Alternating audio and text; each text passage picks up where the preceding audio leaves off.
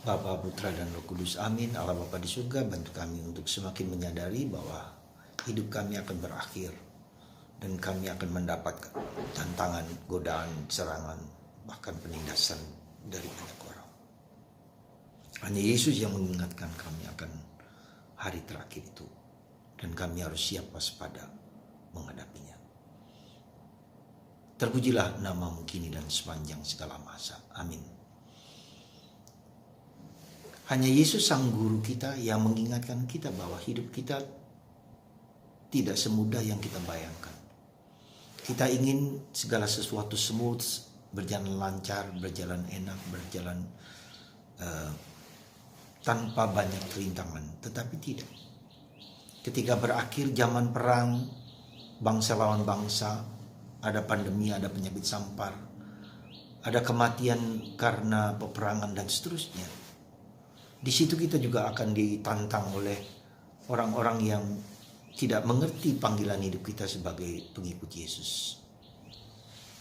Dan itulah yang mau dikatakan oleh guru kita, bahwa hanya Yesus yang menunjukkan kepada kita bahwa hidup kita bukanlah hidup yang tenang, yang enak, yang damai, yang tentram, tetapi justru mendapat tantangan yang tidak mudah dari orang-orang yang membenci Yesus.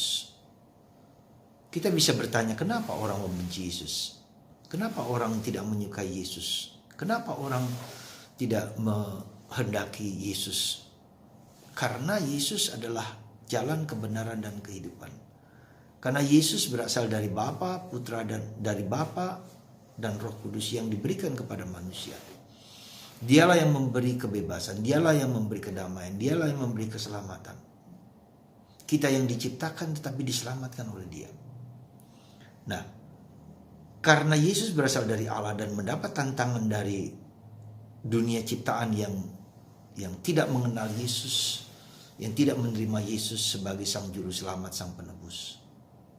Itulah yang menurut saya sesuatu yang harus kita yakini, kita pastikan bahwa Tuhan sungguh-sungguh adalah Allah yang benar, Allah yang kuat, Allah yang bersatu padu, Allah yang memberikan kebebasan, memberikan keselamatan.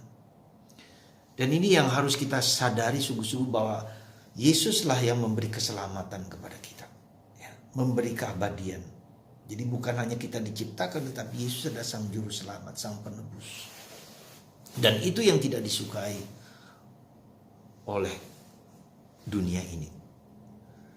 Dan itu yang dibenci oleh dunia ini. Itu yang dibenci oleh kuasa kegelapan yang tidak ingin semua orang diselamatkan. Dan karena itulah maka tantangan kita adalah tantangan bahwa kita harus berhadapan dengan kuasa-kuasa yang tidak berasal dari Allah sendiri. Dan itulah yang harus menjadi pegangan kita dan kekuatan kita.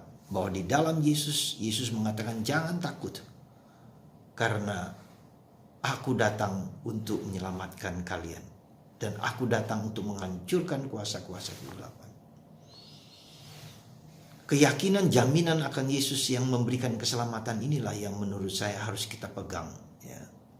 Meski mungkin kita diperlakukan dengan tidak adil, dengan tidak dengan mengerikan, katakanlah seperti itu. Tetapi di dalam Yesus, keselamatan itu adalah kepastian. Sekali lagi, keselamatan itu adalah kepastian di dalam Yesus. Maka kita tidak pernah boleh takut.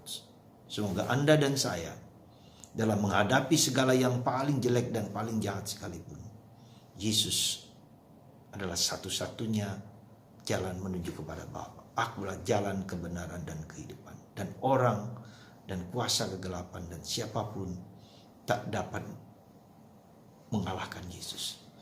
Segala kuasa di langit, di bumi, di bawah bumi, dimanapun juga, di bawah bumi sekalipun, di bawah lautan, di gunung, dimanapun, kuasa manapun, bertekuk lutut di bawah Yesus. Dan ini menjadi keyakinan dan kekuatan kita semua. Semoga Anda di akhir masa liturgi biasa, kita memasuki minggu depan, masa Advent, masa kedatangan, masa keselamatan. Tuhan memberkati dan menguatkan kita semua. Berkat Tuhan atas Anda, dalam nama Bapa dan Putra